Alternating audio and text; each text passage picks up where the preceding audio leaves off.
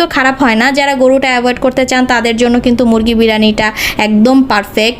আবার যারা হাই প্রেশারের রোগী আছে, যারা গরু মাংস খেতে পারে না, অ্যালার্জি আছে, তাদের জন্যও কিন্তু মুরগির বিরিয়ানিটা সবথেকে বেশি কমফোর্টেবল হয়ে থাকে।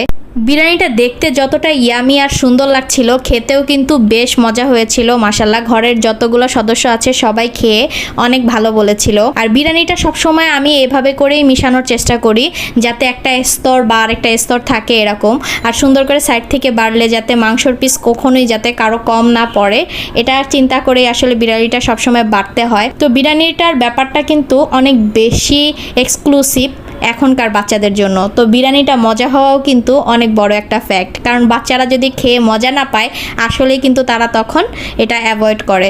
তো মজার খাবার অবশ্যই মজা করে খাওয়ার মধ্যে অন্যরকম একটা ব্যাপার আছে। আর বিরিয়ানি থাকবে, সেখানে সালাদ থাকবে না তা তো হয় না। বিরিয়ানি, সালাদ, কোক, ড্রিঙ্কস এগুলো দিয়েই কিন্তু বিরিয়ানিটা অনেক বেশি মজা করে